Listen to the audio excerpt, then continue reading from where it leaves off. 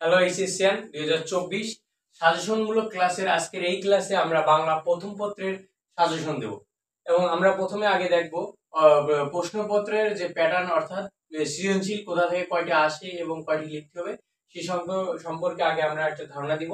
দেন আমরা এই ভিডিওতে আপনার সম্পূর্ণ প্রথম পত্রের সাজেশনটা দিব। আগে আমরা দেখে নিই।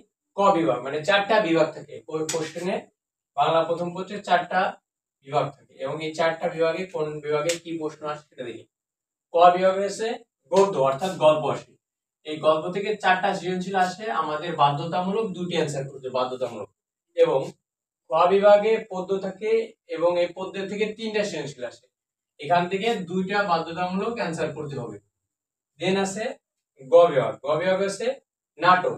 নাটক থেকে 2টি প্রশ্ন আসে, একটি প্রশ্ন বাধ্যতামূলক লেখা লাগবে। দেন আছে ঘ বিভাগ। এই বিভাগে উপন্যাস এবং এই উপন্যাস থেকে 2টি সৃজনশীল আসবে এবং যে কোনো একটি বাধ্যতামূলক লিখতে হবে। অর্থাৎ আপনার অ্যান্সার করতে হবে 7টা সৃজনশীল। আমাদের এই বাধ্যতামূলক থাকে হচ্ছে 6টা, 2টা, 4টা, 5টা, 6টা আর একটা।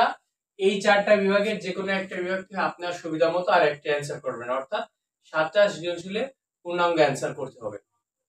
এখন আমরা দেখব গদ্য পদ্য না এর সাজেশনটা আমরা এখন আগে দেখব। বাংলা প্রথম পত্রে গদ্যে এই 7টি মূলত এই 7টি প্যাসেজ অর্থাৎ গল্প আছে। এখান থেকে সবচেয়ে গুরুত্বপূর্ণ যে 4টি এবং যে 4টি পড়লে আপনি অর্থাৎ 2টা থেকে 3টা সৃজনশীল লিখতে পারবেন, আমরা সেই 4টা গল্প আপনাদেরকে বাছাই করে এবং সেইগুলো বলে দেব। সেটা হচ্ছে অপরিচিতা, বিলাসী। এই দুইটা আছে মোস্ট ইম্পর্টেন্ট যে কোনো বোর্ডের জন্য। 52 দিনগুলি এবং রেইনকোট, এটা দুটো আছে মুক্তিযুদ্ধ রিলেটেড আর বঙ্গবন্ধু রিলেটেড। এটা হচ্ছে 52 দিনগুলি হচ্ছে বঙ্গবন্ধু স্বয়ং নিজে লিখেছেন এবং রেইনকোট মুক্তিযুদ্ধ রিলেটেড। অর্থাৎ এই 4টা মোস্ট ইম্পর্টেন্ট গল্প। এই 4টা গল্প পড়লে আশা করা যায় আপনার যে 2টা মাস্ট করাই লাগবে, সেই 2টা তো অবশ্যই করতে পারবেন। সেই সাথে কপাল ভালো থাকলে 3টাও লিখতে পারবেন এই 4টা থেকে। আর যে 3টা আছে এই 3টা আপনি এমসিকিউর জন্য পাঠ পরিচিতি, লেখক পরিচিতি এবং গল্পটা একটু পড়বেন। গল্পটা ভালোভাবে পড়বেন যাতে এমসিকিউ আসলে এই 3টা অধ্যায় থেকে আপনি মানে এমসিকিউটা অ্যানসার করতে পারেন। আর এই 4টা ভালোভাবে পড়বেন যাতে এমসিকিউ এবং সিকিউ অর্থাৎ সৃজনশীল দুটোই ভালোভাবে লিখতে পারেন, সেইভাবে একটা প্রিপারেশন নেবেন এবং যথেষ্ট সময় আছে আমার মতে যাতে একটু ভালোভাবে প্রিপারেশন নেবেন। এখন আমরা পদ্মের সাজেশনটি দেখব। এইচএসসি 2024 শর্ট সিলেবাস অনুসারে এই 7টি পদ্য আপনার সিলেবাস আছে। আর এই 7টি থেকে যে 4টি পড়লে আশা করা যায় 2 থেকে 3টা সৃজনশীল অর্থাৎ 2টা মাস্ট অ্যান্সার করতে পারবেন, আবার 3টাও করতে পারবেন। সেইটা হচ্ছে এই 4টা আমরা আগে দেখিয়ে দিই। সেটা হচ্ছে সুনাত্তরী। এই সুনাত্তরী হচ্ছে মোস্ট ইম্পর্টেন্ট একটা কবিতা। তারপরে আছে বিদ্রোহী, তারপর আছে ফেব্রুয়ারি 1969 এবং 18 বছর বয়স।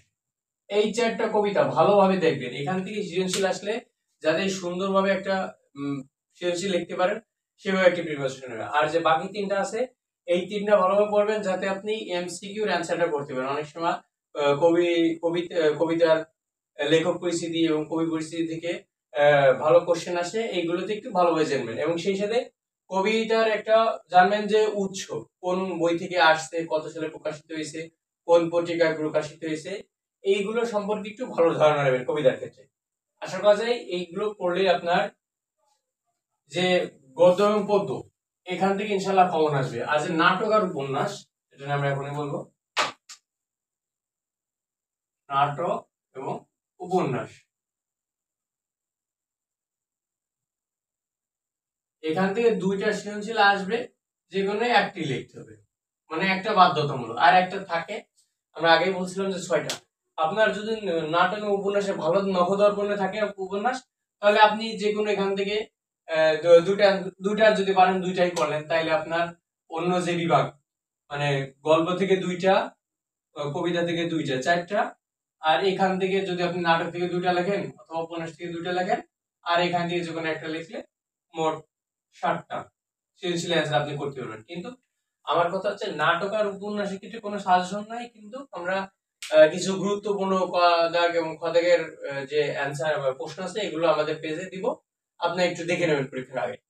আর নাটক আর উপন্যাস সম্পর্কে একবার সম্পূর্ণ নকল করে রাখার চেষ্টা করবেন এখন, তাহলে আশা করা যায় আপনার বাংলা প্রথম পত্রে একটা ভালো একটা রেজাল্ট করতে পারবেন।